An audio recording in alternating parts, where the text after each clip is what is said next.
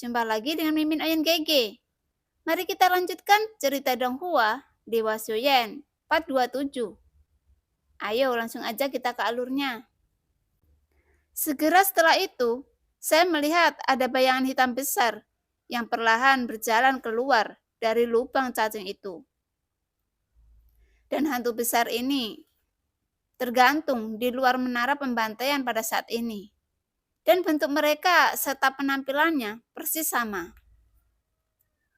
Yang paling penting adalah tidak hanya ada satu ujung yang keluar, tetapi dua ujung Taisu Senyi yang perlahan-lahan keluar dari lubang cacing tersebut.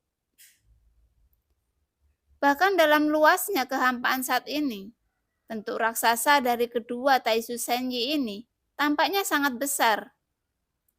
Di atas dua tubuh raksasa ini, namun jika Anda perhatikan dengan seksama, Anda dapat menemukan ada beberapa sosok berdiri di atasnya.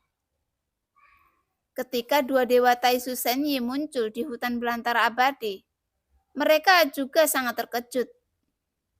Tetapi tepat ketika sosok besar dari dua dewa Taisu hendak memasuki hutan belantara abadi, ada kekuatan yang kuat, benar-benar menghalangi mereka saat ini.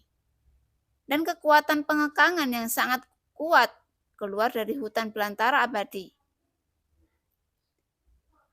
Saya pernah mendengar bahwa hutan belantara abadi memiliki apa yang disebut kekuatan aturan. Mungkinkah ini kekuatan aturan itu? Sosok yang kecanduan Dewa Taisu tidak terburu-buru, akan tetapi semua menatap kehampaan yang bengkok dan berwarna-warni. Ini adalah satu-satunya cara untuk memasuki alam liar abadi. Tetapi sekarang tampaknya gurun liar abadi memberitahu mereka bahwa jalan ini tidak akan berhasil untuk melewatinya. Kekuatan aturan, kekuatan yang konyol di depan kekuatan absolut. Tidak ada aturan. Pembangkit tenaga abadi Taisu yang berbicara berdiri di depan orang banyak. Dan ada nomor 701 di lengan kirinya.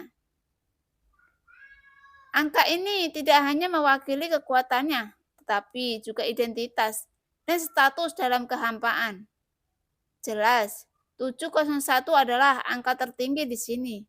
Dan itu juga berarti bahwa dia adalah pemimpin kelompok orang-orang ini.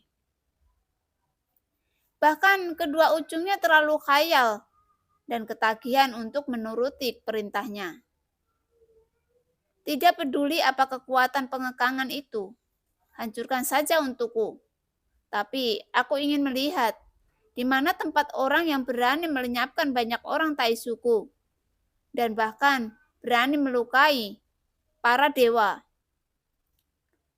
Dan itu keluar dari bawah pelindung para dewa. Dan begitu suara itu jatuh, para dewa di kedua sisi perlahan membuka mulut besar mereka. Energi yang kuat terkondensasi dengan liar di mulutnya yang besar, meledak dengan cahaya yang menyilaukan di kehampaan yang gelap saat ini. Dan sosok 701 ini adalah pemimpin dari banyak orang Taisu saat ini. Bahkan armor dewa palsunya jelas berbeda. Meskipun penampilannya kira-kira sama, di dadanya ada 3 kristal merah membentuk segitiga yang bercahaya. Beberapa orang di belakang sosok 701 juga berada dalam jarak 800. Meskipun tidak ada 3 kristal merah di dada mereka, mereka juga memiliki 2 kristal di dada mereka. Jelas, kristal merah ini sesuai dengan tingkat armor dewa palsu. Kristal merah juga merupakan sumber kekuatan utama untuk armor dewa palsu. Dan Xiuyan juga telah menyadari bahwa hal ketika dia menggunakan armor dewa palsu sebelumnya. Lagi pula, armor dewa palsu tidak serumit yang dia bayangkan. Tidak rumit adalah kekuatan sebenarnya dari baju besi dewa palsu itu sendiri. Integrasi serangan dan pertahanan yang sangat baik hampir memungkinkan untuk menggunakannya tanpa terlalu banyak manipulasi. Teknologi stick seperti itu memang menakutkan. Duar. Setelah mengumpulkan untuk sementara waktu, kelompok cahaya kental di mulut kedua dewa Taisu tiba-tiba melonjak keluar, berubah menjadi dua balok yang penuh dengan kekuatan penghancur yang ekstrim, dan membombardir pintu masuk alam liar abadi saat ini. Pada saat yang sama, kekuatan pengekangan yang kuat juga meletus di gurun abadi. Jelas Taisu ingin memasukkannya ke dalamnya dengan cara yang brutal. Begitu banyak keinginan di gurun abadi itu tidak akan pernah diizinkan. Akibatnya, dalam kehampaan garis bengkok yang berwarna-warni, kekuatan terlarang yang kuat itu seperti perisai raksasa yang tak terlihat, yang menghalangi dua sinar cahaya yang keluar dari mulut dewa kekosongan itu. Pada saat kedua kekuatan bertabrakan, seluruh kekosongan bergetar liar. Jelas, kekuatan seperti itu mampu mengguncang kekosongan. Namun kekosongan di dunia nyata Xuan Yin secara alami tidak sebaik di dunia sensi. Dan bahkan beberapa tingkat terpisah, setidaknya di dunia sensi. Serangan seperti itu tidak akan menyebabkan distorsi kekosongan yang berlebihan. Namun, kekosongan itu sendiri tidak akan pernah hancur. Dan distorsi seperti itu hanya akan membuat kekosongan di sekitarnya tidak stabil jika rusak. Kekosongan akan dibentuk kembali. Dan setelah badai kekosongan yang akan menghancurkan segalanya, itu akan dibentuk kembali dan ditekuk. Dan kekosongan akan terbentuk kembali menjadi sempurna seperti sebelumnya. Oleh karena itu, metode ini hanya akan membuat keberadaan di sekitar kekosongan ini menjadi ancaman. Namun pada saat ini, cahaya di mulut kedua dewa Taisu tidak mandek, tetapi terus membombardir. Kekuatan penahanan yang tak terlihat yang kuat dari gurun abadi. Tetapi itu sangat mudah untuk meledakkan kekuatan terlarang dari hutan belantara abadi. Bagaimanapun, ada banyak makhluk abadi yang kuat di dunia nyata Xuan Yin yang terkubur di sini. Bahkan jika mereka jatuh, mereka masih memiliki kemauan yang kuat. Ketika semua wasiat ini bersatu, itu pasti akan menjadi kekuatan yang sangat kuat. Setidaknya pada saat ini, serangan ketergantungan Dewa Taisu tidak berarti untuk menggoncangnya sedikit pun.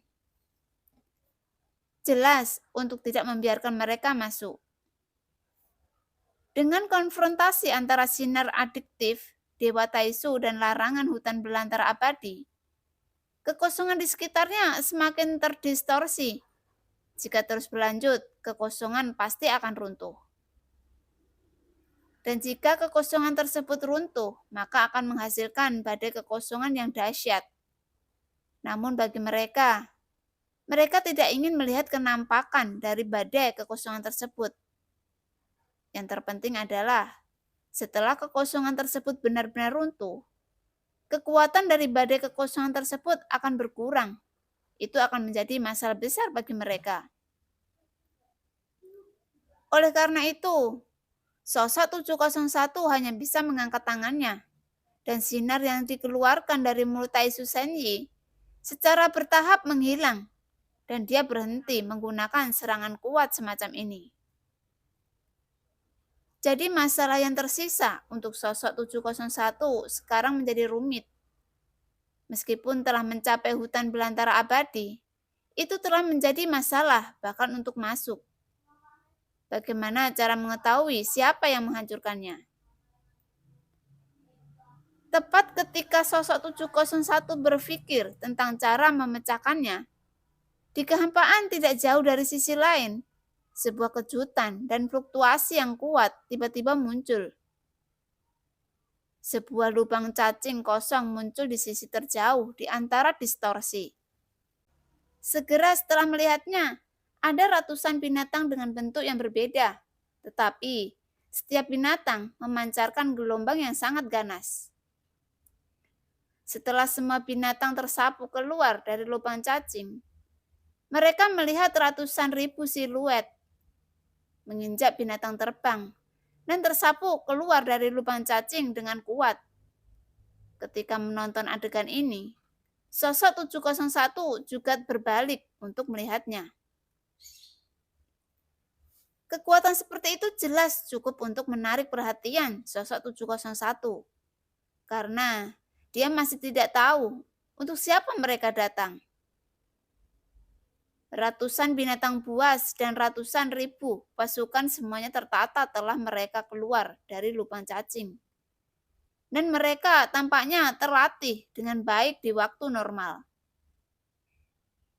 Setelah beberapa saat, seekor binatang terbang yang lebih besar muncul di lubang cacing, diikuti oleh banyak binatang terbang kecil. Di belakang binatang terbang raksasa ini, ada dua sosok yang duduk bersila di atasnya. Namun pada saat ini, kedua sosok itu perlahan membuka mata mereka dan menggerakkan mereka. Kecepatan memutar kepala mereka dan ekspresi yang terungkap di mata mereka. Sepertinya kamu mengalami masalah. Ayo bekerja sama.